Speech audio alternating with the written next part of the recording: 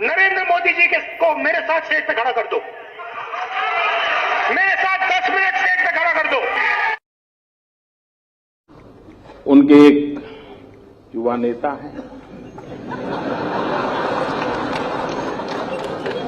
अभी भाषण सीख रहे हैं। ऐसे करते वो भी ऐसे करें।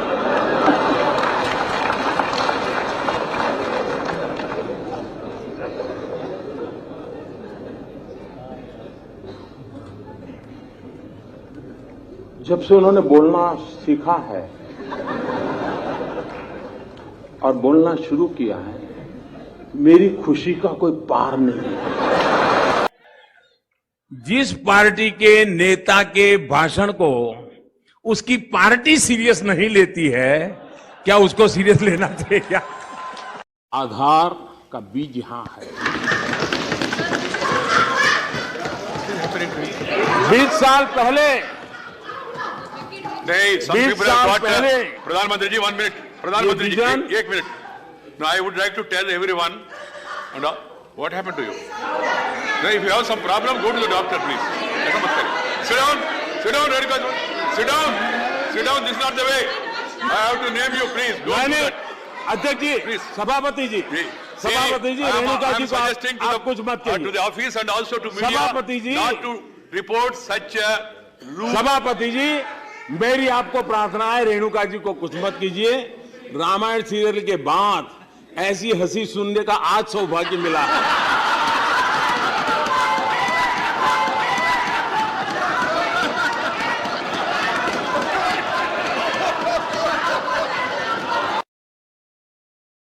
जैसे इस बार संसद चला तो मैंने देखा कितने तेजस्वी लोग हैं हमारे पास, कितने शानदार विचार रखते हैं जी. पिछले 2 सदन में उनका कोई लाभ ही नहीं मिला, और इसलिए ये मैं समझता हूं कि बहुत आवश्यक है. और मैं देख रहा हूं कि बहुत स्टडी करके आते हैं. हमारे विपक्ष के भी छोटे छोटे दल के सदस्य हैं, 4 मेंबर होंगे, 3 मेंबर होंगे, और कुछ लोग मनोरंजन भी करवाते हैं.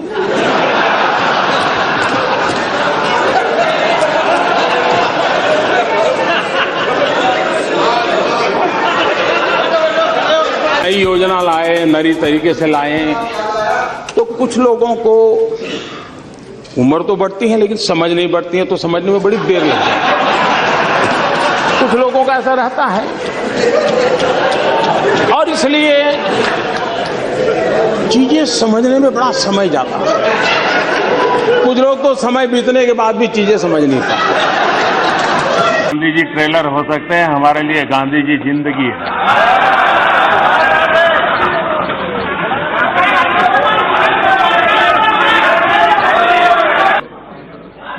जब मैं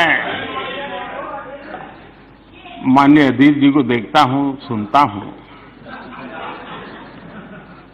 तो मैं सबसे पहले किरण रिजिजू जी को बधाई देता हूं, क्योंकि उन्होंने जो फिट इंडिया मूवमेंट चलाया है, उस फिट इंडिया मूवमेंट का प्रचार प्रसार अजीत जी बहुत बढ़िया ढंग से करते हैं. वे माननीय सदस्य ये कहते हैं कि ये क्यों नहीं हुआ, ये कब होगा, ये कैसे होगा, कब तक करेंगे.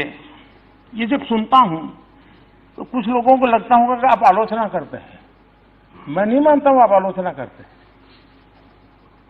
मुझे खुशी है कि आप मुझे समझ पाए हैं, क्योंकि आपको विश्वास है करेगा तो यही करेगा.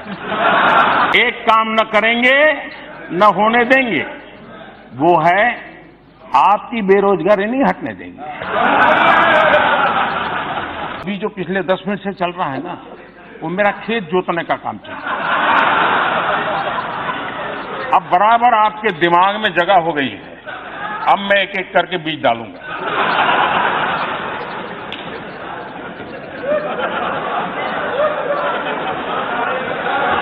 कांग्रेस के एक नेता का कल घोषणा पत्र सुना. उन्होंने घोषणा की है कि 6 महीने में मोदी को डंडे मारेंगे।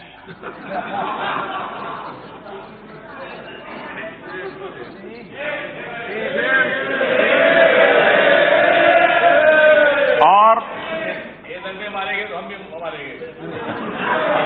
और ये बात सही है कि ये काम जरा कठिन है, तो तैयारी के लिए 6 महीने तो लगते ही हैं। तो 6 महीने का समय तो अच्छा है, लेकिन मैं भी 6 महीने में तय किया हूं कि रोज सूर्य नमस्कार की संख्या बढ़ा दूंगा। माननीय अध्यक्ष जी,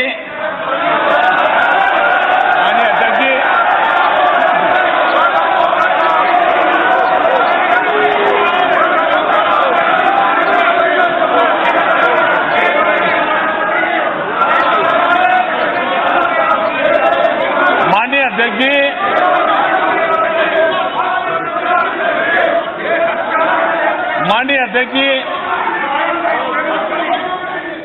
मैं 30-40 मिनट से बोल रहा था, लेकिन करंट पहुंचते पहुंचते इतनी देर लगी।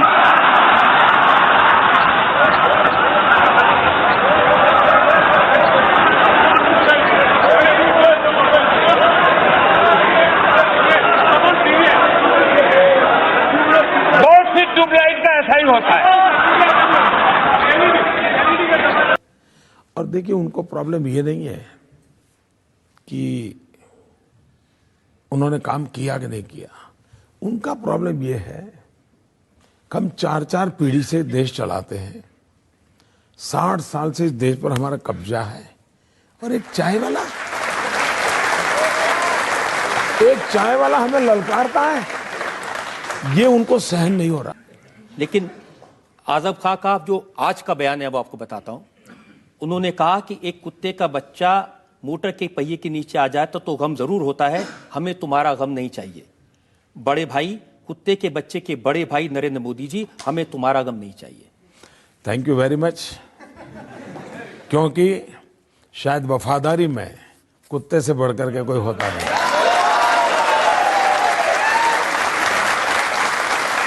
और मुझे गर्व है, मुझे इस बात का गर्व है कि मुझ में इस वफादारी के गुण किसी ने देखे हैं जो मेरे देश के काम आएंगे।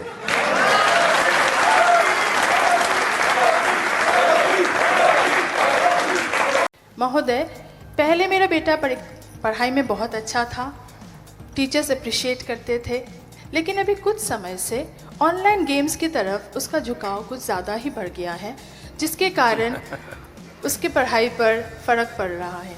कृपया मेरा मार्गदर्शन कीजिए कि मैं इस स्थिति को कैसे संभालूं। ये पबजी वाला है क्या?